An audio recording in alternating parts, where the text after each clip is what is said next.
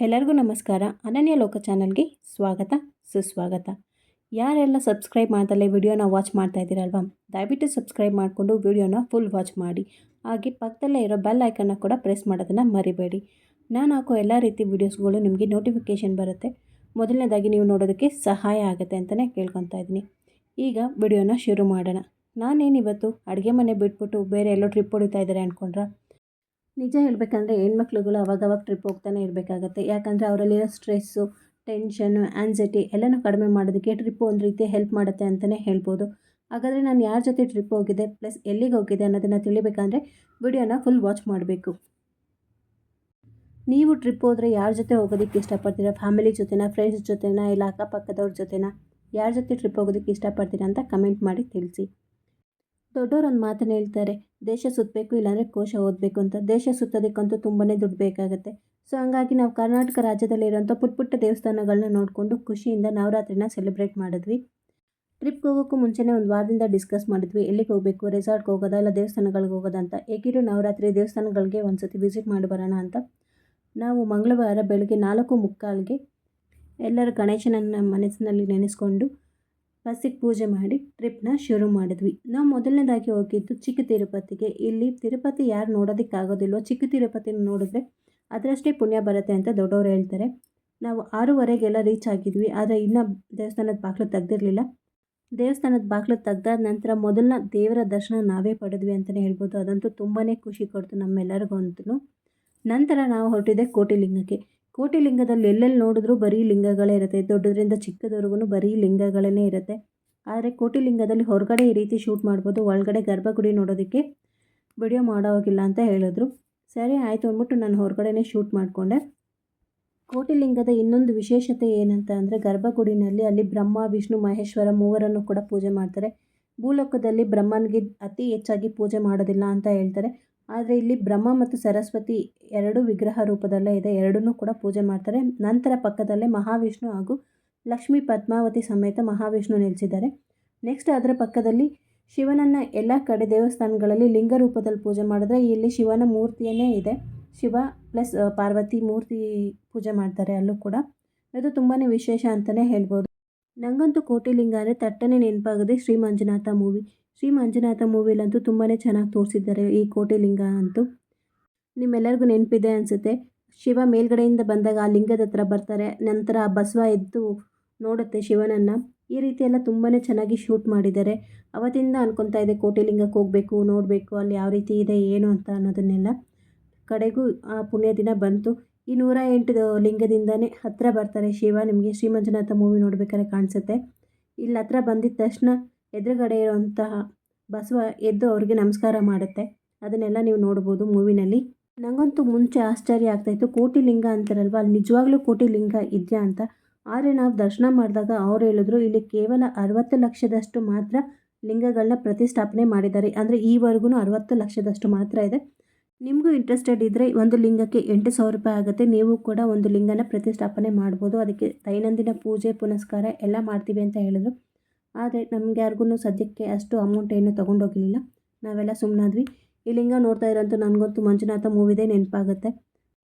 ದೇವರಾಗಿ ಶಿವ ಆ ಲಿಂಗದಿಂದ ಬರ್ತಾರೆ. ನೆಕ್ಸ್ಟ್ ಆ ಬಸವ ಎದ್ದು ನಿಂತ್ಕೊಂಡು ನಮಸ್ಕಾರ ಮಾಡುತ್ತೆ. ನೆಕ್ಸ್ಟ್ ಅವರು ಅದೇ ದಾರಿನಲ್ಲಿ ನಡ್ಕೊತ ಅವ್ರ ಮನೆಗೆ ಹೋಗ್ತಾರೆ, ಅರ್ಜುನ್ ಸರ್ಜಾ ಅವ್ರ ಮನೆಗೆ. ಅದೆಲ್ಲ ತುಂಬಾ ನೆನಪಾಯಿತು ನನಗಂತೂ ಆ ಪ್ಲೇಸ್ ನೋಡಿದಾಗಂತೂ. ಈ ಕೋಟಿಲಿಂಗದ ಇನ್ನೊಂದು ವಿಶೇಷತೆ ಏನಂದರೆ, ಅಲ್ಲಿ ಒಳಗಡೆ ಸಣ್ಣ ಸಣ್ಣ ದೇವಸ್ಥಾನಗಳು ಇವೆ. ಆ ದೇವಸ್ಥಾನದಲ್ಲಿ ರಾಘವೇಂದ್ರ ಸ್ವಾಮಿ ಆಗಿರ್ಬೋದು, ಕೃಷ್ಣ ಆಗಿರ್ಬೋದು, ರಂಗನಾಥ ಸ್ವಾಮಿ ಆಗಿರ್ಬೋದು, ಈ ರೀತಿ ತುಂಬ ದೇವರುಗಳಿದೆ. ನೆಕ್ಸ್ಟ್ ಕಾಶಿಯಿಂದ ತಂದಿರೋ ಒಂದು ಶಿವಲಿಂಗ ಇದೆ. ಅದಕ್ಕೆ ಅಭಿಷೇಕನೂ ಕೂಡ ನಮ್ಮ ಕೈಯಲ್ಲೇ ಮಾಡಿಸ್ತಾರೆ. ಯಾರೆಲ್ಲ ಕೋಟಿಲಿಂಗಕ್ಕೆ ಹೋಗಿದ್ದೀರಾ, ನಿಮ್ಗೆ ಆ ಜಾಗಕ್ಕೆ ಹೋದಾಗ ಏನು ನೆನಪಾಯಿತು ಅನ್ನೋದನ್ನು ಕಮೆಂಟ್ ಮಾಡಿ ತಿಳಿಸಿ. ನನಗಂತೂ ಶ್ರೀ ಮಂಜುನಾಥ ಮೂವಿ ಅಂತೂ ಕಂಪ್ಲೀಟಾಗಿ ನೆನಪಾಯಿತು ಅಂತಲೇ ಹೇಳ್ಬೋದು. ನಿಮ್ಗೆ ಯಾವ ಸಿನಿಮಾ ನೆನಪಾಯಿತು ಪ್ಲಸ್ ಏನು ನೆನಪಾಯಿತು ಅನ್ನೋದನ್ನು ಕಮೆಂಟ್ ಮಾಡಿ ತಿಳಿಸೋದನ್ನು ಮಾತ್ರ ಮರಿಬೇಡಿ. ಆ ಮೂವಿ ಸಂದೇಶ ಏನಂದರೆ, ಶಿವನನ್ನು ನಂಬಿದ ಭಕ್ತರಿಗೆ ಯಾರ ಭಯನೂ ಕೂಡ ಇರೋದಿಲ್ಲ ಅಂತಲೇ ಹೇಳ್ಬೋದು. ನನಗಂತೂ ಇಲ್ಲಿ ಫೋಟೋಸ್ ನೋಡಬೇಕಾದಂತೂ ಶ್ರೀಕೃಷ್ಣನ ಫೋಟೋ ಅಂತೂ ತುಂಬಾ ಚೆನ್ನಾಗಿದೆ ಅನ್ನಿಸ್ತು. ಸೊ ಹಂಗಾಗಿ ಅದನ್ನು ಕೂಡ ವಿಡಿಯೋ ಮಾಡಿಕೊಂಡೆ. ಚಿಕ್ಕ ಚಿಕ್ಕ ಟಾಯ್ಸ್ಗಳು, ನನ್ನ ಮಗ ಯಾವಾಗಲೂ ಚಿಕ್ಕವನಿದ್ದಾಗ ಯಾವಾಗಲೂ ಮಿಷಿನ್ ಗನ್ ಬೇಕಮ್ಮ ಅಂತ ತೊಗೊತಾ ಇದ್ದ ಎಲ್ಲಿಗಾರು ಹೊರಗಡೆ ಹೋದಾಗ, ಅದು ಕೂಡ ನೆನಪಾಯಿತು ನನಗೆ. ನೆಕ್ಸ್ಟ್ ಕೋಟಿಲಿಂಗ ಬಿಟ್ಟಾದ ತಕ್ಷಣ ನಾವು ಬಂದಿದ್ದೆ ಬಂಗಾರ ತಿರುಪತಿಗೆ. ಬಂಗಾರ ತಿರುಪತಿಗೆ ಬರೋ ಅಷ್ಟೊತ್ತಿಗಂತೂ 9:30 9:45 ಆಗಿತ್ತು. ಎಲ್ಲರಿಗೂ ಹೊಟ್ಟೆ ಹಸಿತಾ ಇತ್ತು. ಎಲ್ಲರೂ 7:30 8 ಗಂಟೆ ಅಷ್ಟೊತ್ತಿಗೆಲ್ಲ ಟಿಫನ್ ಮಾಡ್ಕೊಂಡ್ಬಿಡ್ತಾಯಿದ್ವಿ. ಹಾಗಾಗಿ ಈ ಸತಿ ಅಂತೂ ತುಂಬಾ ಹೊಟ್ಟೆ ಹಸಿತಾ ಇತ್ತು ಅಂದ್ಬಿಟ್ಟು ಅಲ್ಲೇ ಇದ್ದ ಒಂದು ಸಣ್ಣ ಹೋಟೆಲ್ನಲ್ಲೇ ಇಡ್ಲಿ, ಚಿತ್ರಾನ್ನ, ಚಪಾತಿ ಏನೇನು ಸಿಗುತ್ತೋ ಎಲ್ಲರೂ ಚೆನ್ನಾಗಿ ಬ್ಯಾಟಿಂಗ್ ಮುಗಿಸ್ಕೊಂಡು ನೆಕ್ಸ್ಟ್ ಹೊರಟಿದೆ ನಾವು ಬಂಗಾರ ತಿರುಪತಿ ಬೆಟ್ಟ ಹತ್ತೋದಕ್ಕೆ. ಡ್ರೈವರ್ ಅಂತೂ ಫಸ್ಟೇ ಹೇಳಿ ಕಳಿಸಿದ್ರು, ನೀವು ಬೇಗ ಬಂದರೆ ಎಲ್ಲ ದೇವಸ್ಥಾನಗಳನ್ನ ಕವರ್ ಮಾಡ್ಬೋದು, ಇಲ್ಲಾಂದರೆ ಒಂದೆರಡು ಮಿಸ್ ಆಗುತ್ತೆ ಅಂತ. ಅದನ್ನೇ ನಾವು ಮೈಂಡಲ್ಲಿ ಇಟ್ಕೊಂಡು ಸರಿ ಅಂದ್ಬಿಟ್ಟು ದರ್ಶನ ಮಾಡಲಿಕ್ಕೆ ಬೇಗ ಬೇಗ ಹೋದ್ವಿ. ಆದರೂ ಹೆಣ್ಮಕ್ಳು ಗೊತ್ತಲ್ವಾ, ಫೋಟೋ ರೀಲ್ಸು ಅದು ಇದು ಅಂದ್ಕೊಂಡು ತೆಗೆಸ್ಕೊತ ಒಂದು 10 ನಿಮಿಷ ಲೇಟ್ ಆಯಿತು. ಈ ಬಂಗಾರ ತಿರುಪತಿನಲ್ಲಿ ವಿಶೇಷ ಏನಂತ ಅಂದರೆ, ದೇವಸ್ಥಾನ ಇದು ಬಂದ್ಬಿಟ್ಟು ಚಿಕ್ಕದೇ, ಆದರೆ ದೇವ್ರನ್ನ ನೋಡಲಿಕ್ಕೆ ಅದು ಕಿಟಕಿ ಥರ ಇಟ್ಟಿದ್ದಾರೆ. ನನ್ನ ಫ್ರೆಂಡ್ ಮಗನ ಕೈಲಿ ಕೊಟ್ಟಿದ್ದೆ, ವಿಡಿಯೋ ಮಾಡ್ಕೊಂಡು ಬರೋ ರಾಕೇಶ್ ಅಂತ. ಅವನಂತೂ ಏನೇನು ಸಿಕ್ಕಿದೆ ಅದನ್ನೆಲ್ಲ ವಿಡಿಯೋ ಮಾಡ್ಕೊಂಬಂದಿದ್ದಾನೆ ಪಾಪ. ಈ ನಾಯಿನ ಗಮನಿಸ್ಬೋದು, ನಾವು ಕೆಳಗಡೆಯಿಂದ ನಮ್ಮ ಜೊತೆಗೇ ಬರ್ತಾಯಿದೆ, ಅದು ಕೂಡ ಮೇಲ್ಗಡೆವರೆಗೂ. ನಾಯಿ ಎಷ್ಟೊಂದು ಸ್ನೇಹಜೀವಿ ಅಂತ ಇದರಿಂದನೇ ಗೊತ್ತಾಗುತ್ತೆ. ನಾವು ಕೆಳಗಡೆ ಒಂದು ಬಿಸ್ಕೆಟ್ ಹಾಕಿಲ್ಲ ಅಂದರೂ ಕೂಡ ಅದು ನಮ್ಮ ಜೊತೆನೇ ಬರ್ತಾಯಿದೆ ತುಂಬಾ ಚೆನ್ನಾಗಿ. ಅದೆಲ್ಲ ದರ್ಶನ ಆದ ನಂತರ ಕೆಲವೊಂದಷ್ಟು ಫೋಟೋಗಳನ್ನ ತೊಗೊಂಡ್ವಿ. ಫೋಟೋಗಳನ್ನ ತೊಗೊಂಡಾದ ನಂತರ ನಾವು ನೆಕ್ಸ್ಟು ಬಂಗಾರ ತಿರುಪತಿ ಎದುರುಗಡೆನೇ ಪದ್ಮಾವತಿ ದೇವಸ್ಥಾನ ಇದೆ. ಆ ದೇವಸ್ಥಾನ ದರ್ಶನ ಮಾಡಿಕೊಂಡು ನೆಕ್ಸ್ಟ್ 1-2 ರೀಲ್ಸ್ ಮಾಡಿಕೊಂಡು ಪ್ರಾಕ್ಟೀಸ್ ಮಾಡಿಕೊಂಡು, ಆವಾಗವಾಗ ಈ ರೀತಿ ಟ್ರಿಪ್ ಮಾಡೋದ್ರಿಂದ ನಮ್ಮಲ್ಲಿರೋ ಒಂದು ಮಗುವಿನಂತಹ ಮನಸ್ಸು ಓಪನ್ ಆಗುತ್ತೆ, ಶೈ ಎಲ್ಲ ಕಡಿಮೆ ಆಗುತ್ತೆ ಅಂತಲೇ ಹೇಳ್ಬೋದು. ಯಾಕಂದರೆ ನಮ್ಮಲ್ಲಿ ಏನೇನು ಟ್ಯಾಲೆಂಟ್ ಇದೆ ಅಂತ ನಮಗೆ ಗೊತ್ತಿರಲ್ಲ. ಈ ರೀತಿ ಫ್ರೆಂಡ್ ಜೊತೆ ಹೋದಾಗ ಅದೆಲ್ಲ ಒಂದೊಂದಾಗಿ ಈಚೆ ಬರುತ್ತೆ ಅಂತಲೇ ಹೇಳ್ಬೋದು. ಡ್ಯಾನ್ಸು, ಸಿಂಗಿಂಗ್, ಈ ರೀತಿ ನಮ್ಮಲ್ಲಿರೋವಂಥ ಪ್ರತಿಭೆಗಳನ್ನ ಆಗಾಗ ತೋರಿಸ್ಬೇಕಾಗುತ್ತೆ. ಎಲ್ಲದಕ್ಕೂ ಸ್ಟೇಜೇ ಬೇಕು ಅಂತ ಕಾಯೋದಕ್ಕಾಗೋದಿಲ್ಲ. ಎಲ್ಲ ಅವಕಾಶ ಸಿಗುತ್ತೆ ಅಲ್ಲಿ ಉಪಯೋಗಿಸ್ಕೊಳ್ಬೇಕಾಗತ್ತೆ. ಎಲ್ಲರ ಮನೆಯಲ್ಲೂ ಹೆಣ್ಮಕ್ಳನ್ನ ಒಂದೇ ರೀತಿ ನೋಡೋದಿಲ್ಲ. ಕೆಲವೊಬ್ಬರು ಗಂಡಂದಿರೆಲ್ಲ ತುಂಬ ಸ್ಟ್ರಿಕ್ಟಾಗಿಟ್ಟಿರ್ತಾರೆ.